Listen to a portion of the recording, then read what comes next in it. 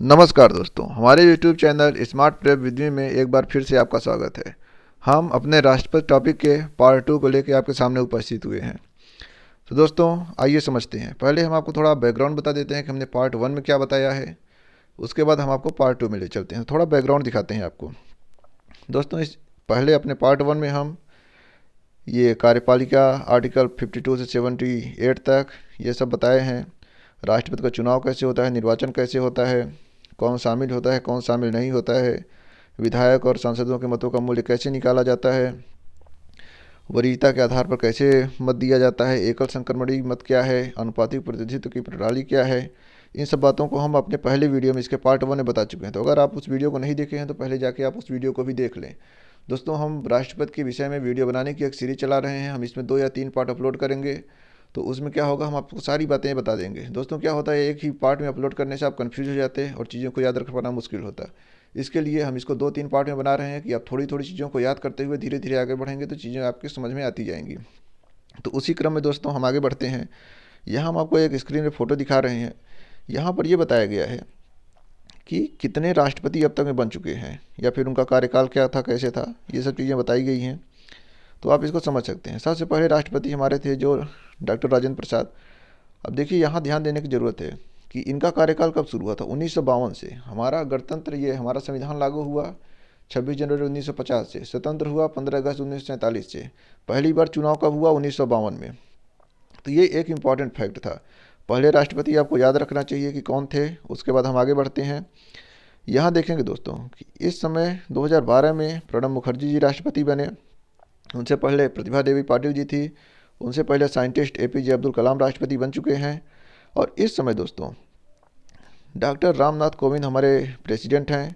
2017 से इनका कार्यकाल चल रहा है। तो दोस्तों ये प्रेजेंट टाइम में हमारे राष्ट्रपति हैं। अब हम थोड़ा आगे बढ़ते हैं। आगे बढ़ने में हम आपको दिखाते हैं कि जो राष्ट्रपति का पद चल रहा है और इस समय हमारे वाइस प्रेसिडेंट जो हैं वो वेंकैया नायडू जी हैं। तो आगे भी हम वीडियो बनाएंगे, उपराष्ट्रपति पे भी बनाएंगे, तो वहाँ सारी चीज़ें समझाएंगे आपको। फिलहाल हम इस वीडियो में आगे बढ़ते हैं। अब दोस्तों अपने टॉपिक पे आते हैं, अपने पार्ट 2 पर आते हैं और यहाँ आपको समझाते हैं चीज़ों को।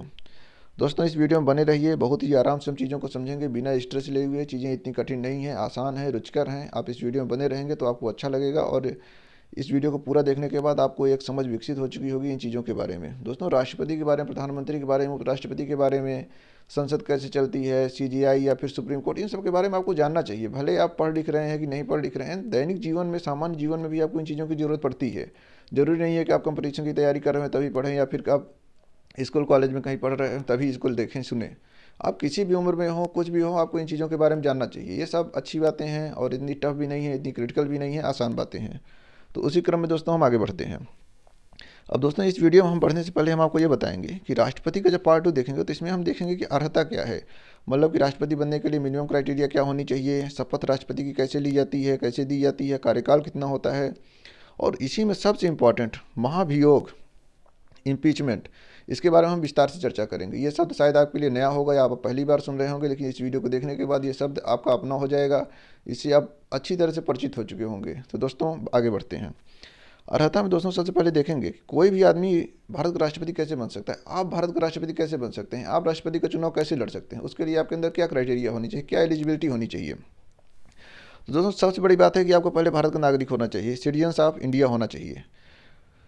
देखिए दोस्तों हमारे देश में और अमेरिका में एक फ़र्क है। अमेरिका में क्या है कि जो जन्म से अमेरिका का नागरिक है वही वहाँ का राष्ट्रपति बन सकता है। और हमारे देश में क्या है कि हमारे देश में अगर कोई बाहर का भी आदमी आ रहा है, यहाँ रह रहा है, यहाँ के जो नागरिकता के प्रावधान है उसको पूरा कर रहा है, पूरा करने के बाद अगर नागरिकता यहाँ की प्राप्त कर लेता तो वो भी राष्ट्रपति का चुनाव लड़ सकता है। लेकिन अमेरिका में ऐसा बिल्कुल नहीं है। अमेरिका में राष्ट्रपति बनने के लिए आपको अमेरिका में पैदा होना पड़ेगा, लेकिन भारत में राष्ट्रपति बनने के लिए आपको भारत में पैदा होना जरूरी नहीं है। तो ये एक इम्पॉर्टेंट फैक्ट था। अब आगे बढ़ते हैं। दोस्तों राष्ट्रपति बनने के लिए 35 वर्ष की उम्र चाहिए। 35 वर्ष की उम्र आप कंप्लीट कर चुके हैं तो आप राष्ट्रपति के लिए अप्लाई कर सकते हैं, राष्ट्रपति के चुनाव के लिए।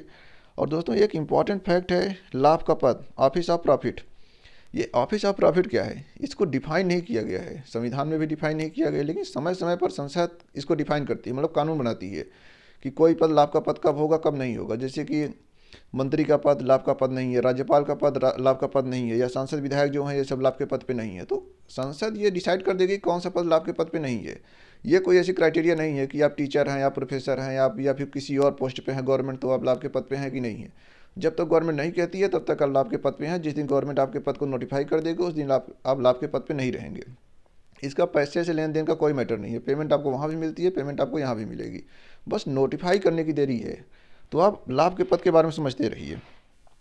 ये आपको थोड़ा अजीब लग रहा होगा, थोड़ा आश्चर्य लग रहा होगा कि विधायक भी पेमेंट पाते हैं, सांसद भी पेमेंट पाते हैं और भी राज्यपाल की भी वेतन होती है, तो ये सब कैसे लाभ के पद पे नहीं है? लाभ तो ले ही रहे हैं। लेकिन दोस्तों ये संसद का काम है, संविधान में लिखा हुआ है, चीज़ें चल रही हैं, हम आगे बढ़ते हैं। अब आगे देखते हैं शपथ के बारे में।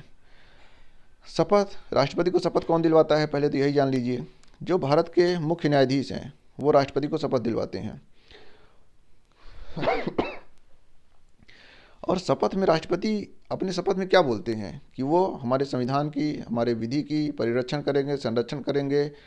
मतलब कि एक तरह से मान लीजिए कि विधि जो है, संविधान जो है, उसका सम्मान करेंगे, उसकी लिखी हुई बातों को पालन करेंगे या पालन करवाएंगे या पालन करवाने का प्रयास करेंगे, लोगों को प्रोत्साहित करेंगे। अगला क्या है? जनता की सेवा और कल्याण की भावना। एक तरह से कह लीजिए जन कल्याण की भावना। एक तरह से वो देश की जनता के लिए समर्पित रहेंगे। मान लीजिए कि वो व्यक्तिगत जो है वो है ही, लेकिन उनका जो फोकस है, उनका जो पद की गरिमा है या फिर जो भी है, उसको वो देश की सेवा में, देश की जनता के कल्याण में लगाएंगे। तो ये तो थी दोस्तों शपथ। तो मुझे लगता है आप शपथ के बारे में समझ चुके होंगे। अब ये क्रिटिकल है कि कौन शपथ दिलवाता है, तो CJI दिलवाते हैं, मतलब भारत के मुख्य न्यायाधीश। ये आप जानते रहे, क्योंकि आपको एक बार लगता होगा कि भारत में राष्ट्रपति तो सबसे ऊपर का पद होता है, क्योंकि जो नीचे होते हैं ऊपर वाले उनको शपथ दिलवाते हैं। जैसे प्रधानमंत्री को राष्ट्रपति की तरफ से, या फिर CJI को राष्ट्रपति की तरफ से, उपराष्ट्रपति को। तो क्या होता है कि ऊपर वाले नीचे को दिलवाते हैं, लेकिन राष्ट्रपति जब सबसे ऊपर है तो इसको शपथ कौन दिलवाएगा? तो आप याद रखिए, सुप्रीम कोर्ट के जो मुख्य न्यायाधीश हैं वो राष्ट्रपति को शपथ दिलवाएंगे। अब आगे बढ़ते हैं दोस्तों। राष्ट्रपति बनने के लिए क्या शर्तें होनी चाहिए? राष्ट्रपति के पद पर पहुंचने के लिए क्या शर्तें होनी चाहिए? पहली बात तो आपको ये जो संसद, सांसद या विधायक, राज्य विधायिका की सदस्यता आपको छोड़नी पड़ती है। कई बार क्या होता है कि लोग पहले से ही सांसद रहते हैं, पहले से ही विधायक रहते हैं और उन्हीं को प्रमोट कर दिया जाता है।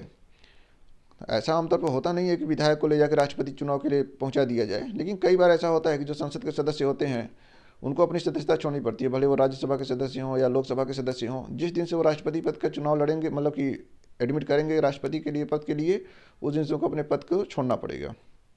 अब आगे समझते हैं दोस्तों। लाभ का पद धारण नहीं करेंगे कि राष्ट्रपति भी हैं, बगल से फैक्ट्री चला रहे हैं या फिर बगल से और कोई काम कर रहे हैं, दो जॉब कर रहे हैं, प्राइवेट जॉब या फिर पर्सनल कुछ कर रहे हैं, तो ये सब नहीं चलेगा।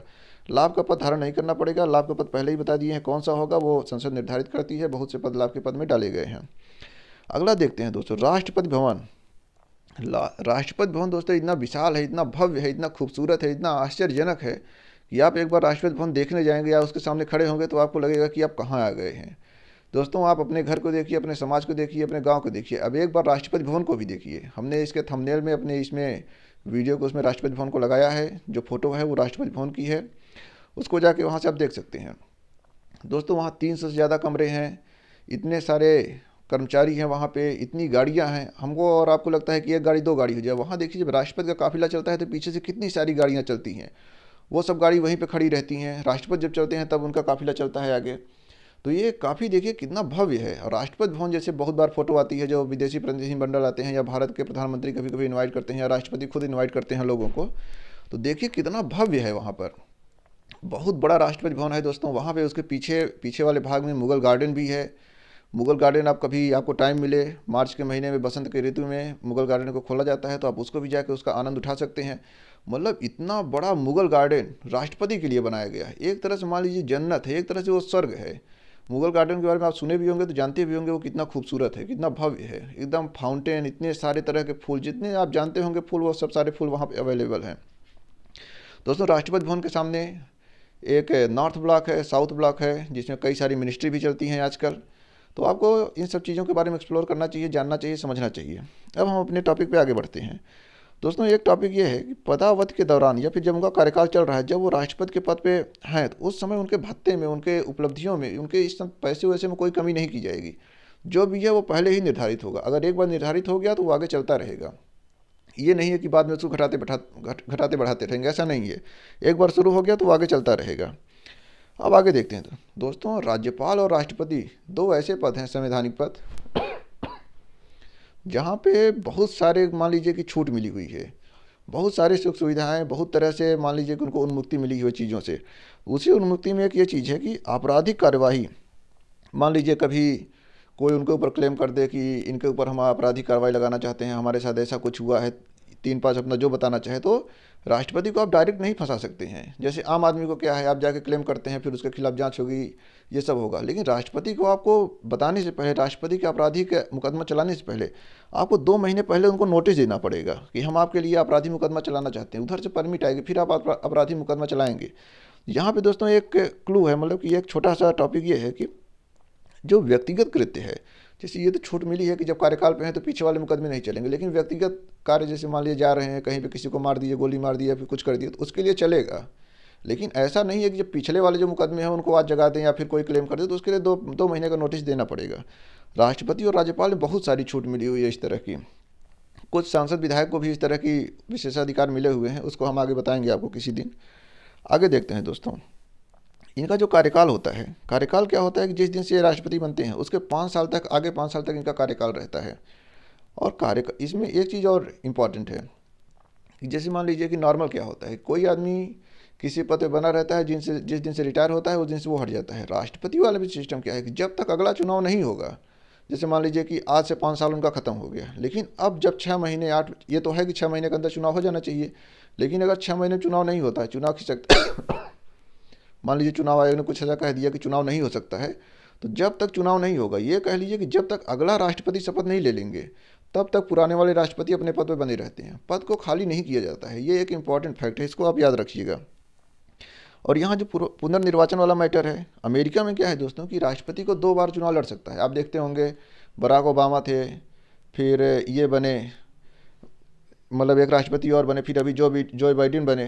तो उसमें क्या है कि आदमी 2 कार्यकाल के लिए राष्ट्रपति बन सकता है, उसके आगे नहीं बन पाएगा। लेकिन भारत में क्या है, आप बार बार, जितनी बार चाहे उतनी बार आप राष्ट्रपति बन सकते हैं। तो ये चीज़ है दोस्तों। आगे बढ़ते हैं। अब बात, आज जब ये सब हो गया कि कार्यकाल क्या होगा, शपथ कैसे लिए, क्या पैसा, ये सब पूरा सिस्टम हो गया, तो अब हम देखते हैं कि महाभियोग का मतलब ये है कि उनको पद से हटाने के लिए, ये एक स्पेशल टर्मिनोलॉजी है, इसको आपको याद रखना होगा। इसकी इंग्लिश होती है इम्पीचमेंट। तो इसके लिए आपको याद रखना होगा कि क्या चीज़ है ये। अब देखिए दोस्तों, महाभियोग में हम समझेंगे, इसको डिटेल से समझेंगे। तो महाभियोग के लिए केवल एक शब्द दिया हुआ है कि संविधान के उल्लंघन पर राष्ट्रपति के खिलाफ महाभियोग चलाया जा सकता है।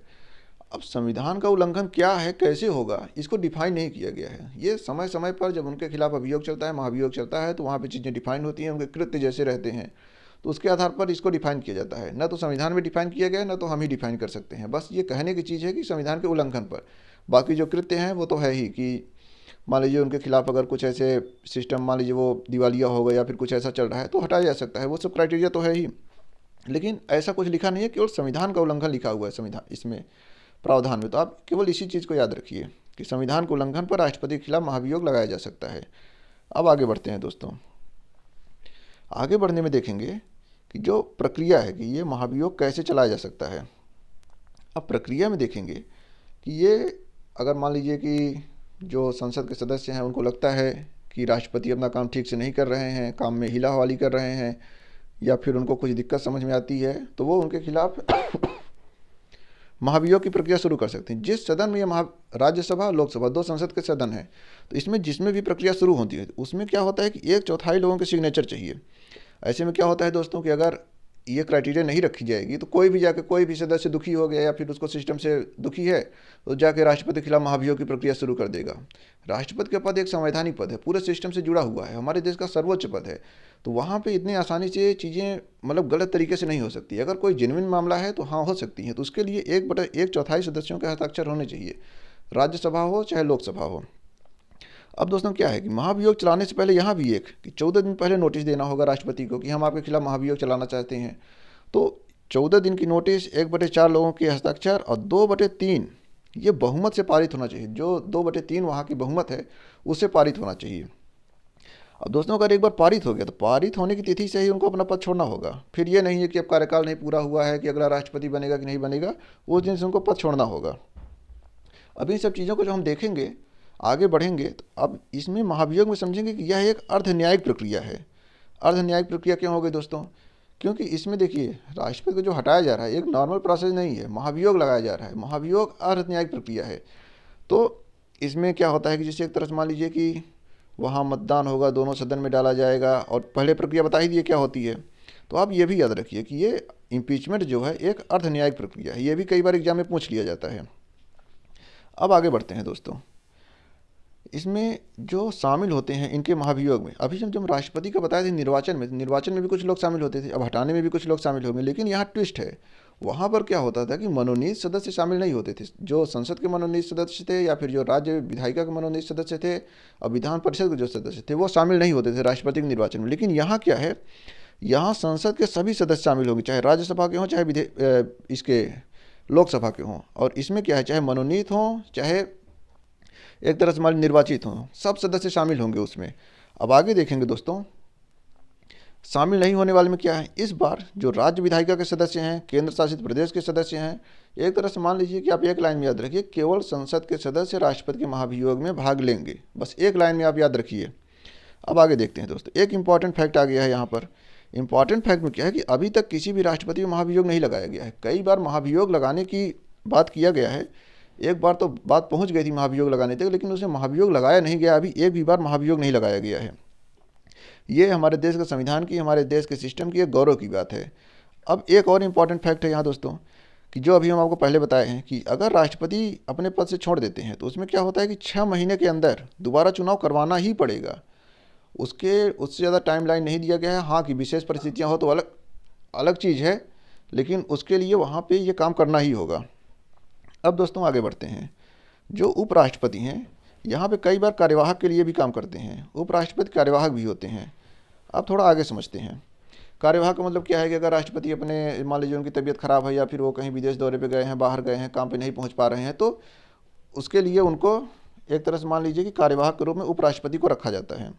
अब थोड़ा आगे बढ़ते हैं। अगर मान लीजिए राष्ट्रपति नहीं है तो उपराष्ट्रपति भी मान लीजिए मौजूद नहीं है तो CJI, chief justice of India, मुख्य न्यायाधीश सुप्रीम कोर्ट के, अगर वो भी नहीं है तो सुप्रीम कोर्ट के जो वरिष्ठतम न्यायाधीश हैं उनको रखा जाता है इसमें कि वो राष्ट्रपति बन जाएंगे। तो दोस्तों इस वीडियो को यहीं तक रखेंगे। अगली वीडियो हम देखेंगे कि राष्ट्रपति के कर्तव्य क्या है, राष्ट्रपति के कार्य क्या हैं। तो अब हम इसका पार्ट 3 बनाएंगे जहाँ कार्य समझेंगे। यहाँ आपको हम महाभियोग के बारे में ज़्यादा समझाए हैं, कार्यकाल, अवधि, इन सब चीज़ों के बारे में अच्छे समझाएगा। तो अगर आपको ये वीडियो अच्छा लगा हो तो इसको लाइक करें, जाते जाते सब्सक्राइब की बटन को जरूर दबाएं, घंटी की बटन को भी दबाएं। दोस्तों इसी तरह हम इंटरेस्टिंग टॉपिक लाते रहेंगे।